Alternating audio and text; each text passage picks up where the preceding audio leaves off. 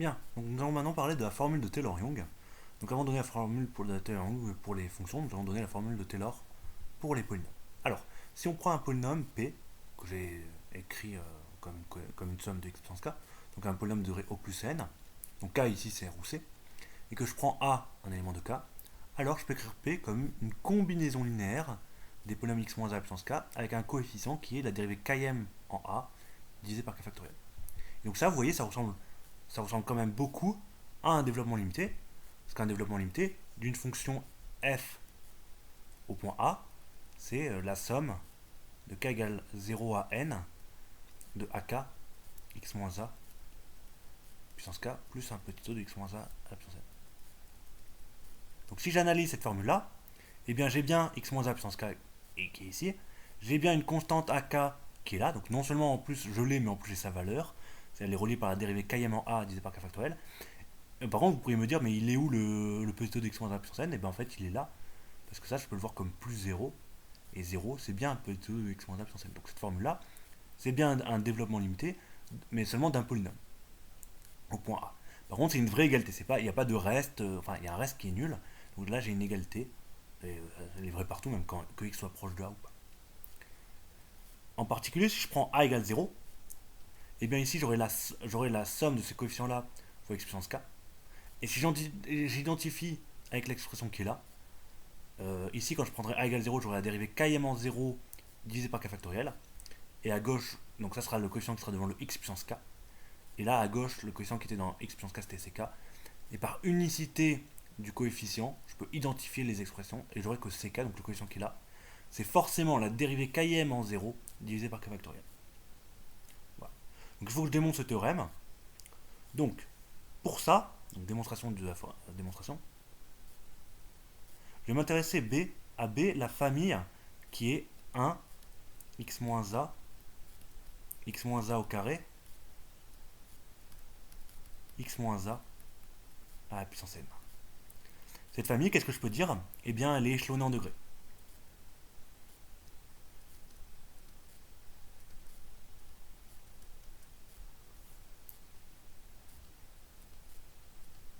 Donc, si elle est échelonnée en degrés, elle est libre.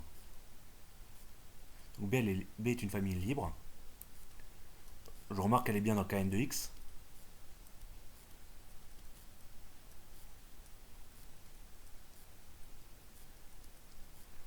Famille libre de Kn de x. Combien elle a d'éléments? Eh bien, si je compte ces éléments, donc ça c'est x moins a à la puissance 0, ça c'est x moins a à la puissance 1, ça c'est x moins a à la puissance 2, etc. jusqu'à la puissance n, elle en a n plus 1 éléments. Et n plus 1, c'est exactement la dimension de Kn de x. Il faut se rappeler que la dimension de Kn de x, c'est n plus 1. Et donc si j'ai une famille libre qui a autant d'éléments que la dimension, c'est donc forcément une base.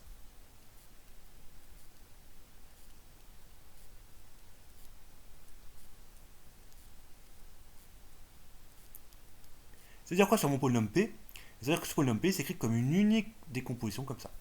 Donc je peux dire que P, c'est donc une somme de k égale 0 à n de lambda k fois les éléments de la base. Alors comment je dois introduire ces lambda k? En disant qu'ils existent et qu'ils sont uniques. Donc il existe un unique n uplé, n plus 1 uplé, lambda 0, lambda 1 jusqu'à lambda n plus 1 appartenant à k puissance n plus 1 tel que ça. Alors là vous voyez c'est déjà pas mal parce que mon polynôme P égale une somme, donc là j'ai bien une somme, avec du x moins a puissance k, là j'ai bien du x moins a puissance k, et là il n'y a que le lambda que je connais pas, et donc moi je vais démontrer que le lambda k, du coup c'est ça. Donc du coup je me dis, dans le lambda k, dont j'aimerais prouver qu'il vaut ça, il y a de la dérivée km en a. Donc j'ai cette expression là, je pourrais la dériver un certain nombre de fois. Alors combien de fois, étant donné que ici k il se balade entre 0 et n, je vais plutôt me fixer un entier j.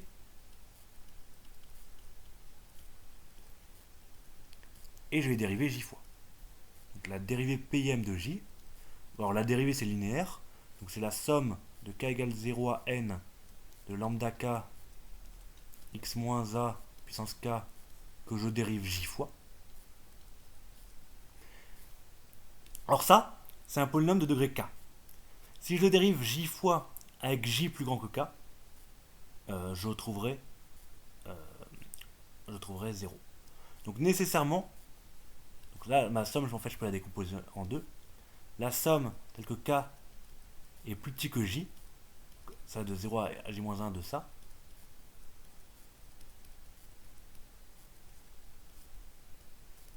plus l'autre somme, la somme de k égale 0 à j-1. Alors cette somme là, du coup ici j'ai les polynômes de degré k, avec k qui est plus petit que j, parce que k ici vaut maximum j-1, donc tout ça, ça vaut 0. C'est le cas où je dérive plus de fois que le degré d'un polynôme. Qu'est-ce qui se passe dans l'autre cas? Eh bien, je me rappelle que le x-a, quand je dérive ça j fois, sa puissance, elle va baisser de j. Et il y aura un coefficient qui va apparaître, ce sera un k factoriel sur k moins j factoriel. Si vous ne vous rappelez pas de ça, eh bien on l'a démontré dans le chapitre dérivabilité, et donc il faut aller le réviser pour le savoir. Si vous traînez des lacunes chapitre par chapitre, eh bien ça devient de plus en plus compliqué. Ah oui, excusez-moi, du coup c'est pas les bons indices ici. Parce que là, avant j'étais quand k était plus petit que j, maintenant il faut que quand je mette quand les k il est supérieur ou égal à j, donc c'est la somme de k égale j à n. Alors, ce que je vais faire, c'est que je vais isoler le premier terme, parce que le premier terme il m'intéresse beaucoup, ou on va voir pourquoi dans une minute. Donc le premier terme c'est quand k égale j, donc ça fait lambda j sur j factoriel, sur j moins j factoriel, donc 0 factoriel, facteur de x moins a puissance j moins j, donc c'est-à-dire puissance 0, plus la somme de k égale j plus 1 à n de lambda k factoriel sur k moins j factoriel, x moins a puissance k moins j. Et donc ça c'est p, donc ça c'est le polynôme p dérivé j fois. Maintenant ça vaut quoi x moins a puissance 0? Donc là il faut se rappeler que x moins a puissance 0 ça vaut 1. Donc ici je peux le remplacer par 1. Et là ça me va pas tout à fait parce que ici j'ai un polynôme, ici j'ai un lambda j que je connais pas, que j'aimerais connaître, et ça c'est un autre polynôme. Il faudrait que je simplifie un petit peu tout ça. Et ici ce que je vais faire c'est que je vais remplacer grand x par a. Pj de a, donc je remplace toute la variable dans les polynômes par grand x par a, donc ça fait lambda j sur j factoriel, plus, et ici j'aurais du grand x que j'ai remplacé par a, donc ici j'aurais du a moins a à la puissance k moins j, j'aurai la somme quand k va de j plus 1 à n de lambda k fois k factoriel sur k moins j factoriel, et tout ça ça vaut 0, parce que ici j'ai du a moins a, donc ça vaut 0, à une puissance k moins j qui est strictement positif, parce que k est plus grand que j, donc tout ça ça vaut 0. Hop, tout ça ça dégage. Et du coup je me retrouve avec cette équation là. Et moi à la base mon but c'est de trouver lambda j. Donc finalement lambda j il vaut la dérivée jm en a sur j factoriel. Et ça c'est vrai quel que soit j entre 0 et n. Pourquoi c'est vrai? Parce que j'ai pris justement un j quelconque. J'ai pris un j quelconque. Donc c'est vrai pour tous les j, en particulier pour lambda k. Lambda k, maintenant je connais sa valeur. Je peux la remplacer par eh bien, la valeur que j'ai trouvée pour lambda j. J'ai plus qu'à remplacer les j par k. Donc c'est la dérivée kim du polynôme p évaluant a divisé par k factoriel. Et du coup, c'est exactement la formule que je voulais avoir. Ce terme-là, c'est précisément celui-ci. Et donc ça me démontre bien cette formule de Taylor pour les polynômes. Alors du coup, si on est optimiste, on se dit qu'un développement limité quand f n'est pas forcément un polynôme, mais n'importe quelle fonction, ça se trouve ça a la même expression. Après tout, si ça c'est vrai pour les polynômes, peut-être que le développement limité, ce serait le même coefficient. Après tout, ça vaut le coup de le tenter. Sauf que, donc ici, si je parle de dérivée km pour k qui varie entre 0 et n, bien évidemment, il faut que la dérivée km et la dérivée nème de f existent. Et donc pour ça, on va mettre une hypothèse. La formule de Taylor-Young, elle va me dire que ça, c'est vrai pour les fonctions f qui sont de classe Cn de i dans R. Donc si la fonction f est de classe Cn de i dans R, avec petit a, je ne l'ai pas rappelé ici, mais a il est toujours dans i, alors j'ai ce développement limité là. Donc la fonction, elle admet, non seulement je sais qu'elle admet un développement limité en a à l'ordre n, mais en plus je connais les coefficients. Ici c'était les ak qui étaient dans la définition d'un développement limité. Maintenant je connais la valeur de ak, c'est la dérivée km de la fonction évaluant a divisé par k factoriel. Et voilà, il va falloir que je démontre ce théorème. Alors pour le démontrer, je vais raisonner par récurrence.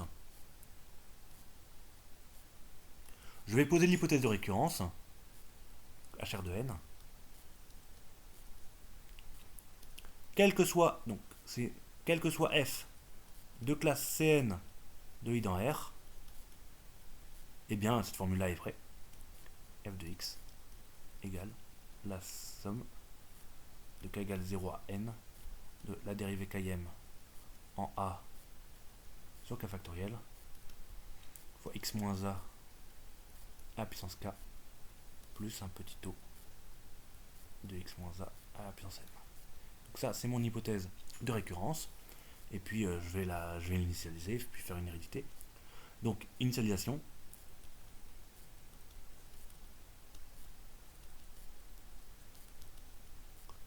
Donc quand n vaut 0, donc je prends f du coup qui est une fonction de classe C0.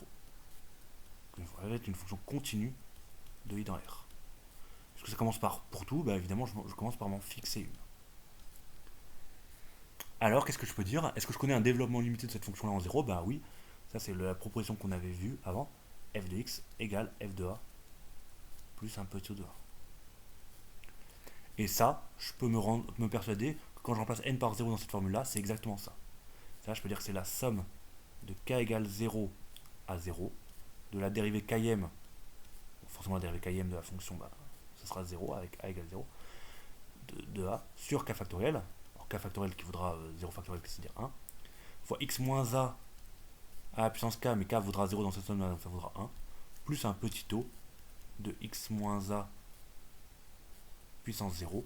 Pourquoi? Parce que x moins a à la puissance 0, et ben ça vaut 1. Donc là, je peux vous marquer ici ce que ça vaut. Ici, ça vaut 1.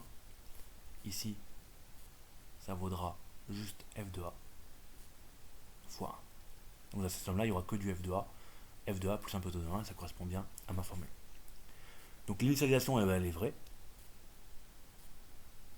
hr de 0 est vrai. Et puis maintenant, je vais supposer donc l'hérédité. Alors je vais supposer que l'hypothèse de récurrence est vraie au rang n-1. Forcément n, il doit être non nul. Supposons hr de n-1 vrai. Alors, du coup, je vais prendre maintenant, donc je vais essayer de démontrer que l'hypothèse de récurrence est vraie au rang n. Donc je prends f, une fonction de classe Cn de i dans R. Et du coup, ce que je vais faire, c'est que je vais dériver f. Du coup, si je dérive f, j'obtiens f', une fonction qui est de classe Cn- de i dans R. Donc je peux lui appliquer l'hypothèse de récurrence. F' de x s'écrit comme, je fais son développement limité à l'ordre n-1 qui existe par hypothèse de récurrence. Donc c'est la somme de k égale 0 à n-1 de f', parce que ici j'applique l'hypothèse de récurrence à f'. F' dérivé k fois au rang a sur k factoriel x moins a puissance k plus un petit o de x moins a puissance n-1. Donc ça c'est l'hypothèse de récurrence. Ça c'est hr de n-1 appliqué à f'. J'ai le droit parce que f' respecte l'hypothèse qu'il y a dans l'hypothèse de récurrence, c'est-à-dire f' c'est bien une fonction de classe Cn-1 appliquée à f'. Alors c'est bien beau d'avoir f', mais moi maintenant ce que j'aimerais c'est avoir f. Donc, ce que je vais faire, c'est que du coup je peux primitiver ce développement limité. Pourquoi je peux? C'est le théorème qu'on a démontré avant. Et donc si je primitive, ça me dira que f de x, par primitive d'un développement limité,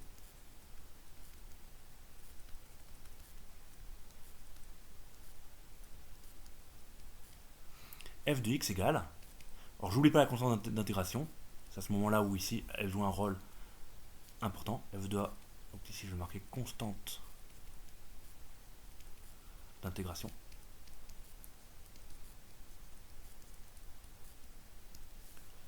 Et donc maintenant je primitive la somme, donc plus la somme de k égale 0 a n-1 de f' dérivé k fois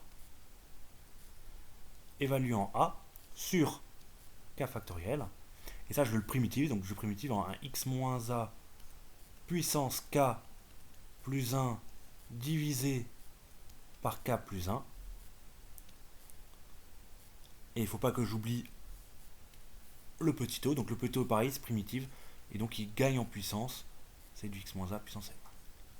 Ouais, maintenant j'ai plus qu'à faire un petit peu le ménage, et j'ai fini. Ça fait toujours mon f de a, plus la somme de k égale 0 à n-1. Alors ici, j'ai du f' que j'ai dérivé k fois, donc en fait c'est f que j'ai dérivé k plus une fois. Parce que dériver k fois la dérivée, ça revient à dériver k plus unième. Donc, fois la fonction. Donc ici j'ai la dérivée k plus unième de a de f pris en a. Ici je l'ai k plus 1 fois k factoriel, donc ça fait k plus 1 factoriel. Fois x moins a à la puissance k plus 1. Plus, encore une fois, le petit o, donc lui je touche plus, il est bon. Pour un développement limité ordre N, c'est une aubaine. Et ici, là, vous voyez, j'ai beaucoup de... En fait, j'ai que des k plus 1, ici. Ici, j'ai que des k plus 1. Et donc, en fait, ce que je vais faire, c'est que je vais faire un changement d'indice. Le k plus 1, en fait, je vais l'appeler j. Si on pose j égale k plus 1. Du coup, ici, j'aurai que du j.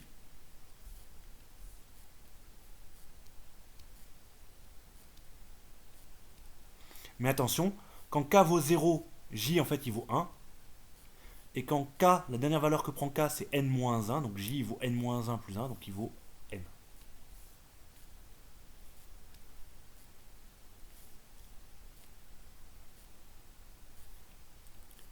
Ouais, et là je commence à avoir une formule qui ressemble à mon hypothèse de récurrence. Bon, mis à part que j'ai du... ah oui, alors maintenant c'est du j ici qu'il y a dans la somme. Par rapport à la formule qui est là. Alors j'ai tout pareil, sauf que mon indice de sommation c'est j et pas k, mais bon, comme j c'est muet, c'est pas un problème. Là j'ai bien du x-a puissance n, là j'ai bien du x-a puissance n. Ici j'ai les mêmes termes, mais avec du k égale j. Le seul souci c'est que là, ma somme elle commence à 1, alors que là elle commençait par 0, et puis je se terme en trop. Donc en fait, ces deux problèmes-là sont pas vraiment un problème. C'est qu'en fait, ça, je peux voir que quand j vaut 0, ça vaut exactement f de a. Donc ça, je peux le réécrire sous une unique somme. Ça, c'est la somme quand j vaut 0 à n de la dérivée jm en a sur j factoriel x moins a puissance j plus le petit o de x moins a puissance n. Pourquoi je peux faire ça? Parce que le terme en j égale 0, ça quand j vaut 0, ça vaut f de a.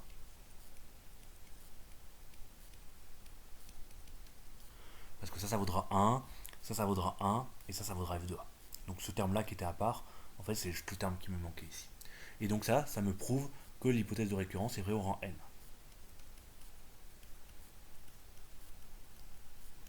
Et donc par récurrence, eh bien, la propriété est vraie pour tout n. Et donc ça me conclut le théorème. Et donc du coup, je vais pouvoir en déduire un certain nombre de développements limités, nouveaux. Parce que dès que j'ai une fonction de classe Cn, si je connais les dérivées en un point, eh bien, je pourrais calculer toutes les dérivées. Donc par exemple, la fonction f, si je pose f égale exponentielle, et bien ça c'est bien une fonction de classe Cn de i dans R. Donc je peux appliquer la formule de Taylor-Young, parce que c'est ma seule hypothèse, et la seule chose qu'il me faut, c'est savoir quelles sont les dérivées km de la fonction f en 0. Puisque ici je vais faire des développements limités en 0, donc ici ça veut dire, en fait ici a vaudra toujours 0.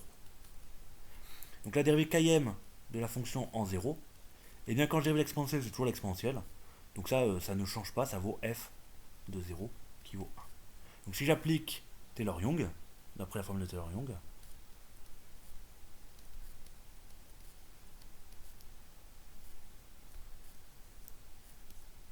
J'abrège Taylor-Young en TH.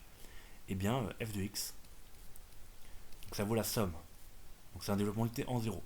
Ça vaut la somme de k égale 0 à n, de la dérivée km de la fonction en 0 sur x sur k factoriel, facteur de x moins a, mais ici a vaut 0, x puissance k plus un peu taux de x puissance n. Et puis maintenant j'ai plus qu'à remplacer tout ce que je sais. F de x c'est exponentielle de x égale la somme de k égale 0 à n. Donc la dérivée km on a dit que ça vaut 1, donc ici j'ai du x puissance k sur k factoriel plus un peu taux de x puissance n. Et donc ça c'est un nouveau développement limité à connaître, il faut le connaître maintenant. C'est un développement limité ultra important. Donc non, c'est un développement limité en 0. Voilà, donc voilà un développement limité. Maintenant je vais étudier le deuxième, donc cette fois-ci la fonction ça sera la fonction qui a x donne 1 plus x à la puissance alpha.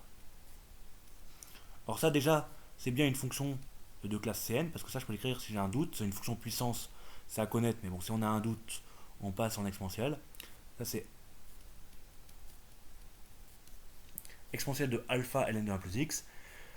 Ce qui a le 1 plus x, x donne 1 plus x, c'est de classe Cn. Quand je compose par le logarithme qui est de classe C infini, c'est de classe Cn. Quand je multiplie par alpha, c'est encore de classe Cn. Quand j'en prends l'exponentielle, par composition, c'est de classe Cn. Donc tout ça, c'est de classe Cn. Maintenant, ce que j'ai besoin, c'est de calculer les dérivées successives de f en 0. Donc pour ça, je vais calculer f. Donc f de x, c'est 1 plus x puissance alpha. F' de x. Donc ça, comme c'est une fonction puissance, je dérive en alpha 1 plus x alpha moins 1. F second de x, donc la puissance va sortir, donc c'est alpha moins 1 plus x à la puissance alpha moins 2. Je calcule f tierce de x.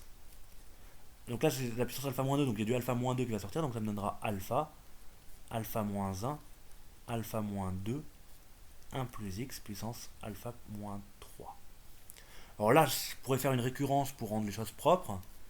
Mon hypothèse de récurrence, du coup, ça serait hr de k. Et bien la dérivée km de la fonction en x, ça serait, donc il y aurait du 1 plus x à la puissance, donc à chaque fois la puissance elle baisse du nombre de fois où je dérive, donc ce sera alpha moins k. Et vous voyez ici j'ai tous les produits, donc de alpha moins quelque chose, donc je vais l'appeler i. Quelle est la première valeur? Donc ici j'ai alpha moins rien du tout, donc alpha, donc i va à 0. Et quelle est la dernière valeur? Ici j'ai retiré 2 alors que j'ai dérivé 3 fois. Donc mon hypothèse de récurrence raisonnable, ce serait que j'aille à k-1. Comme ça, ici, le dernier terme, ça sera alpha moins k plus 1, et ça correspondra bien au terme ici. Donc ici, au lieu de retirer, au lieu d'avoir moins 3 ici, j'ai moins 2. Ici, au lieu d'avoir moins 2, j'ai moins 1, etc., etc. Donc ça serait mon hypothèse de récurrence. Bon, je ne vais pas la démontrer, mais là, on a suffisamment fait pour avoir l'hérédité. Et si on l'initialisation, pardon, et si on veut l'hérédité, bon, on suppose ça vrai, puis on dérive une fois de plus, et ça fera du coup directement l'hérédité. Voilà. Donc du coup, si j'applique Taylor-Young, et bien du coup 1 plus x puissance alpha, c'est la somme de k égale 0 à n. Donc il me faut la dérivée km en 0. Voilà, pour avoir la dérivée km en 0, il suffit que je remplace x par 0. Donc x par 0, ça me donnera du 1 à une puissance quelque chose, donc ça me donnera 1. Donc la dérivée en 0, bah, c'est directement ça. Ça me donnera le produit de i égale 0 à k-1 de alpha moins i sur k factoriel. Parce que ça, c'est la formule de Taylor-Young que je dis par k factoriel, x puissance k. Plus un petit saut de x puissance n. Alors, il y a juste un truc qui me dérange ici, c'est que quand k vaut 0, ici j'ai un produit vide. Donc ça, j'aime pas trop avoir un produit vide. Donc en fait, je vais enlever le terme k égale 0. Et je vais le mettre à part. De toute façon, le terme pour k égale 0, c'est juste f de 0. Et ici, f de 0, c'est 1. Donc ici, je peux dire que c'est 1, ici comme ça. Et voilà, du coup, c'est bon. Alors, après, il me reste cosinus. Alors, cosinus, c'est la même chose, mais il faut que je connaisse donc les dérivés de cosinus. Donc, si f égale cosinus, eh bien on peut démontrer que la dérivée, donc ça on l'avait déjà démontré par récurrence, mais la dérivée de km de f, c'était moins 1 puissance k fois cosinus. Donc ça c'est quand... oui ça. Et la dérivée de k plus unième de f, c'est moins 1 puissance k plus 1 fois sin. Alors si on n'est pas sûr de ces formules-là, eh ben, on les démontre par récurrence également. Et du coup, bah, ça nous donne les dérivées en 0.